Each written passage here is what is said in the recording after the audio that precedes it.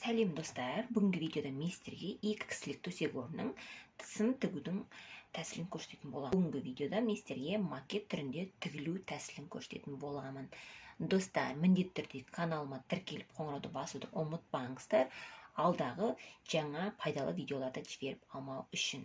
Міне мынау матамыздың ені, мынау былайның ұзындығы. Матамыз осы ұзыннан жатады. Мысалы, сіз неше метр мата аласыз? 8 метр, 10 метр. Сол матаңызды мысалы ұзыннан жай қойдыңыз дейік. Мысалы, міне. Мынау біздің матамыз осылай ұзыннан жатыр, міне. Енді біз пододеяльниктің осындай өлшем бойынша пододеяльниктің қабының өлшемін қиып алуымыз керек. Яғни, міне 1/90, 1/90-ды біз 2 рет өлшеп алдық. Мына жақ бізде жоғарғы жағы, ол бізде 2/20, яғни ол ені. Енді міне біз осы екі өлшемді өлшеп алдық. Мына жерде бізде бүктелген жері болады. Міне, бұл былайынан бүктеледі. Бұл екі бүктелу керек. Бұл бізде пододеяльник болады. Ар жағындағы макетіміз бұл бізде, яғни простыня. Міне 2/20 және ұзындығы 1/90, не болмаса 2 метр деп аламыз. Осылай қиып алдық. Мынау бізде жастықтың қабы, міне кешегі сызба бойынша. Мына жерде мысалы 70/50 деп алсақ та болады. Мен бұл ең оңай тігілу тәсілін көрсеткелі отырмын. Алдыңғы видеоларда мен сіздерге евростандарттың қалай тігілетінін көрсететін боламын. Ал мынау ең оңай тәсіл, яғни жаңа бастап жатқан тігіншілерге арналады. Енді пододеяльниктің қабын осылай қиып алдық. Міне. Осылай дайындап аласыздар. Содан кейін мына екі бас жағы бар ғой, ені тұрған жер, екі бас жағы. Сол екі басын біз бірінші бүктеп тігіп аламыз. Мына жерде мысалы 0,5 бүктеп, сосын 2 сантиметр қайыруға да болады, мысалы былайынан әдемілеп. Не болмаса, осылай 1/1 қылып қайыруға да, мысалы 1 сантиметр осылайынан қайырып тігіп алуға да болады. Міне, бұл біздің пододеяльнигіміздің мына екі жан шеті, екі жағы, яғни мына бүктелген жері, шатасқанмаңыздар. Міне, мына жерді қазір бүктейміз де әдемілеп ине қадап аламыз. Бұл жерде көктеудің қажет жоқ, ине қадап алсаңыздар тігілу оңай болады тез-тез. Өйткені бізде тігістердің барлығы көбінесе түзу тігістер болғандықтан кішкене қиындық туғызбайды. Міне, осылай бүктеп аламыз. Сіздер енді өлшеп бүктеп аласыздар әдемілеп екі жағын. Міне. Осылай ине қадап алдық. Енді осыны түзу тігіспен тігеміз қазір.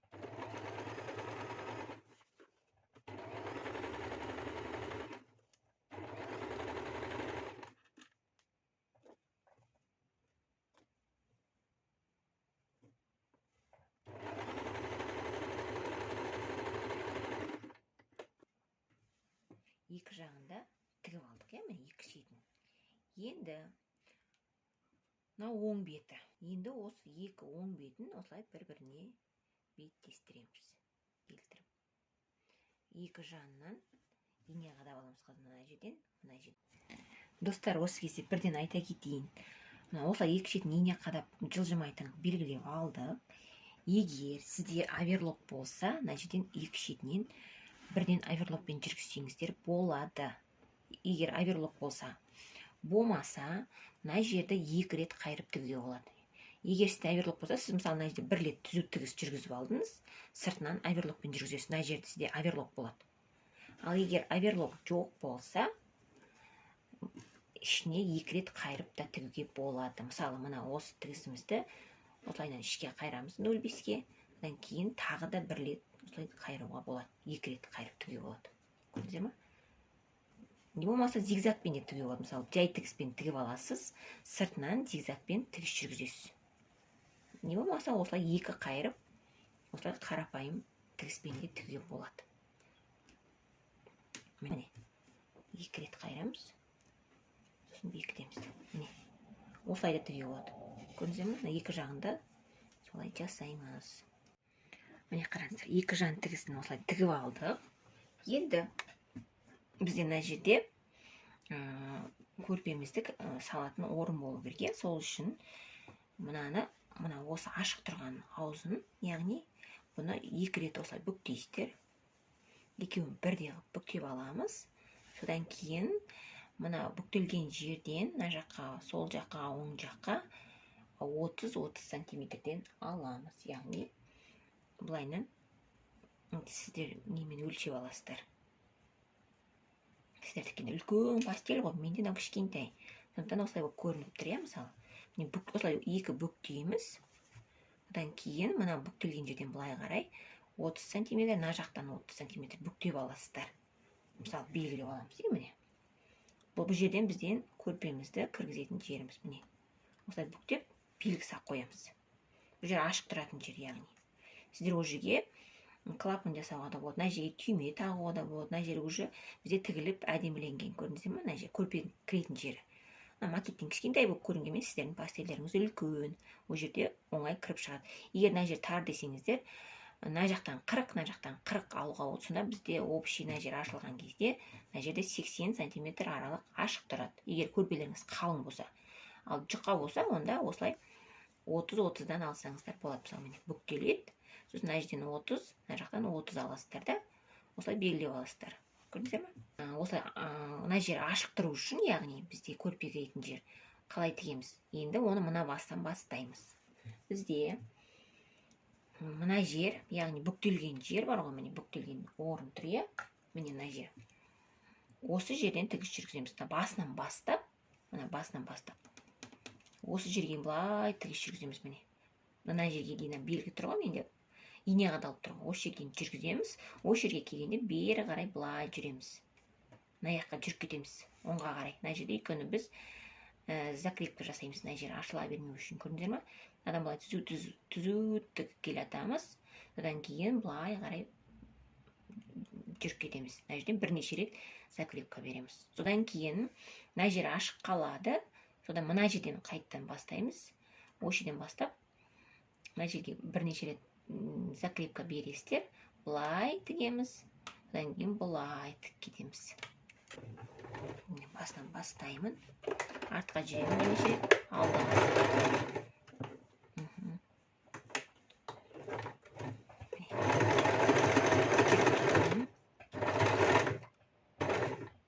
Міне, ине тұрған жерге келдім. Енді инені қадайым осылай. Иненің астын көтерем. Сосын матамызды былай қарай бұрамыз. Міне, өзімізге қаратып аламыз да, жаңағы белгіленген жерді былай енді артқа бірнеше рет жүрдік, мысалы закрепка бересіздер мына жерде.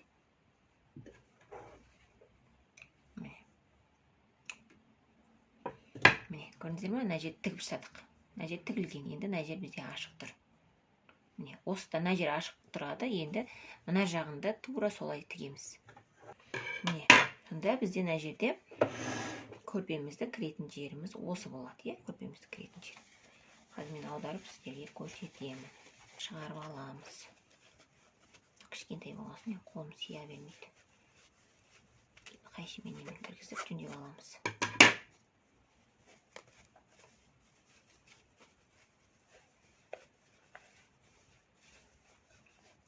Осы жерден көрпелерімізді кіргіземіз, яғни, көрпемізді. Міне, мынау бізде пододеяльник. Кішкентай макеті ғой, сіздердікі үлкен. Мына жерден көрпеміз кіреді. Мына жерге түйме қадақ қойсаңыздар да болады. Мына жерге петля жасап, түйме қадап бір-біріне қадақ қоюға да болады. Кнопка сақ қоюға да болады. Көбінесе бұл жер ашық тұрады. Мысалы, біздің өзіміздің де дүкеннен алған пастельдеріміздің осы жерлері ашық болады, осылай мысалы. Ол ешқандай бөгет жасамайды. Барлығынан жақсы. Міне, мынау бізде пододеяльнигіміз сонымен тігілді. Енді простинаға көшеміз. Простинамызды міне, мысалы, мынау оң беті, мынау ішкі жағы. Простинамызда бұл қарапайым тәсіл болғандықтан, бұда да біз солай жасаймыз. Мына жерден 2 рет бүктейміз ішке матамызды. Екі жанында кромка болады, бірақ кромка жалбырап тұратын болғандықтан, оны қиып тастап, осылай өздеріңіз ішке қайырып әдемілеп тігіп алғандарыңыз дұрыс болады. Мына жерін қайырып алдық. Мына жағында қайырып аламыз қазір екінші бетінде. 1-2 рет қайырасыздар. Келесі сабақтарда мен сіздерге евростандарттың простиналардың басқа да тігілу жолдарын көрсететін боламын. Кішкене қиындау жолдарын, яғни мынау ең оңай тәсілі. Қайталап айтайын. Енді қараңыздар, осылай тігіп аламыз. Содан кейін екі шетін тік болған соң, мына екі жағында тура осы жерден қайыратын боламыз. Бірден көрсетейін сіздерге. Міне. Бір, екі рет қайырамыз.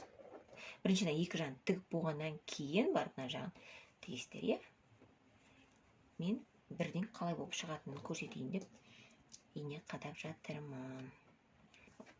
Оң жағын сосын сол жағын тігетін боламыз.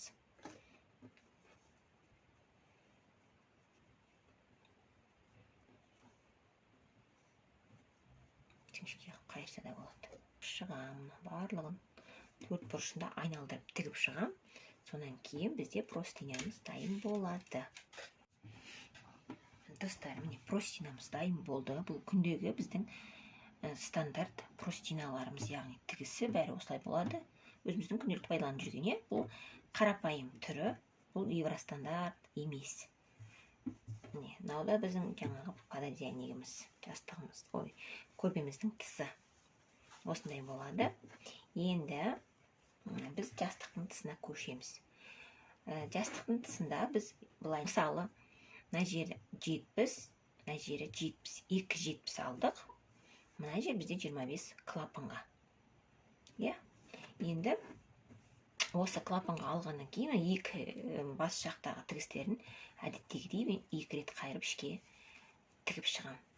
Осылайынан бірден. Өйткені бұл жер жалбырап тұрады.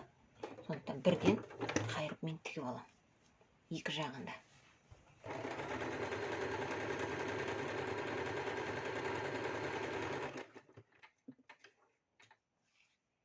Бір жағы тігілді, енді екінші жағында осылай екі қайырып тігіп аламыз.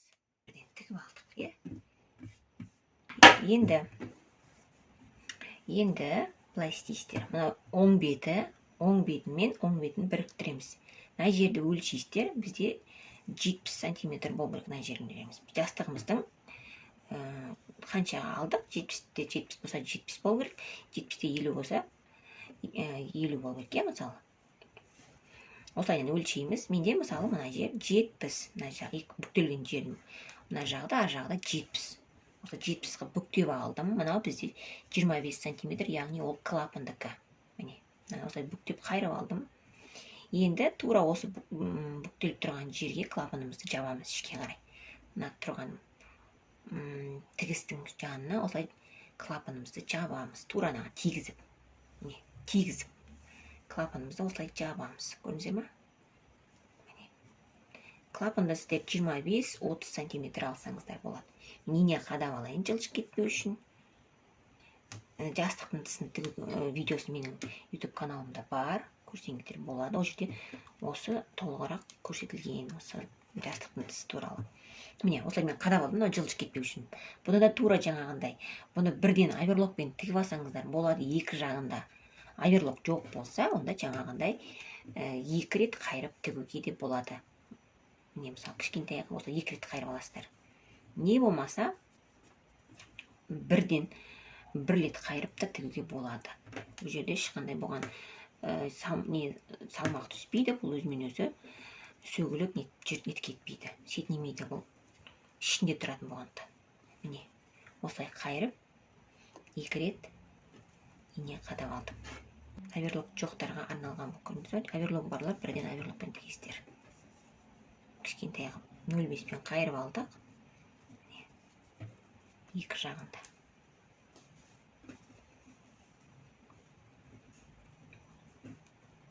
Міне, осылайынан бұл бізде қарапайым клапаны бар жастықтың түрі. Ешқандай түймесіз, ешқандай замоксыз.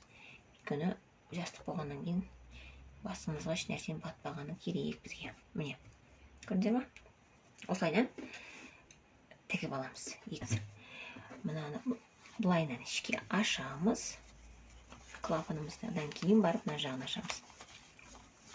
Мен бұл матаны ешқандай өлшемей, жай ғана алып қоя салдым да тіге салдым. неге бір жағы ұзын бір жағы қысқа, жастық неге ұзын деп ойлап қалмаңыздар. Бұл сіздерге үлгі ретінде түсіндіру үшін жасалынған жастық. Ұзындығын мен ешқандай нәрсені өлшеген жоқпын. Кез келген матаны алдым да қия салдым да көрсетіп жатырмын сіздерге макет ретінде. Сіздердің жастықтарыңыз енді осындай болады ғой, мысалы менде үлгі болғандықтан кішкентай ұзын қысқа әртүрлі формада болып жатыр. Бұл енді өлшенбегендіктен мен сондықтан осылай істеп тұрмын.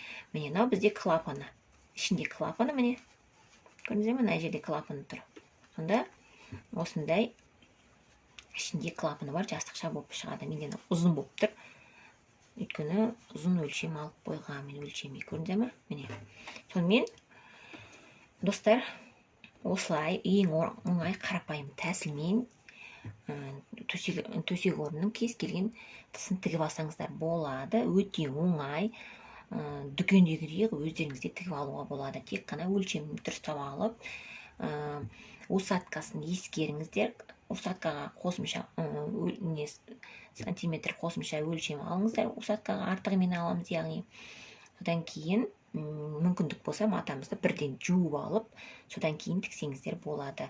Достар, егер сіздерге видео пайдалы болып жатса, міндетті түрде лайк қойып, каналыма тіркеліп, жақсы тілектеріңізді жазуды ұмытпаңыздар. Назарларыңызға рахмет.